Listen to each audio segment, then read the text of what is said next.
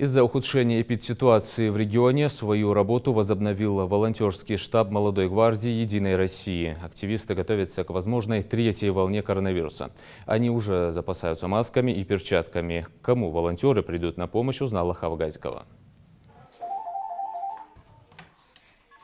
Да, добрый день. Волонтерский центр «Молодой гвардии» вас слушает.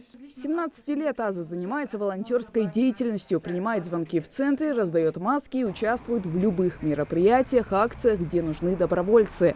Больше всего, вспоминает она, в помощь оказывала в первую волну пандемии.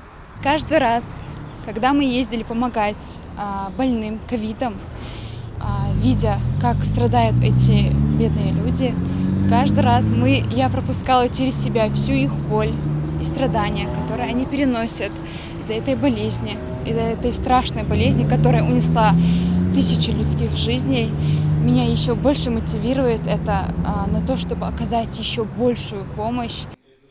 Начал свою работу волонтерский центр «Молодой гвардии» с начала эпидемии в мае 2020 года. Пандемия и стала причиной его открытия. А после того, как эпидситуация в регионе улучшилась, обращения от жителей перестали поступать. Но третья волна, которая прошлась по Москве, Петербургу, скоро коснется и Ингушетию в том числе.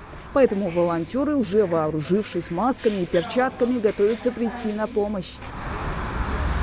Раздача продуктовых наборов, средств индивидуальной защиты, информирование населения о мерах безопасности, обеспечение нужными лекарственными препаратами. Списки составляли через амбулаторию и обращения на горячую линию. Помощь оказывают нуждающимся во всех населенных пунктах: Назрановском, Сунжинском районах, Карабулаке и в Магасе. Самыми главными планами нашего волонтерского центра является оказание всей необходимой помощи, которая потребуется в период коронавирусной инфекции. Обратиться в волонтерский центр за помощью можно по телефону 8 873 455 17 43. Звонки принимаются круглосуточно и без выходных.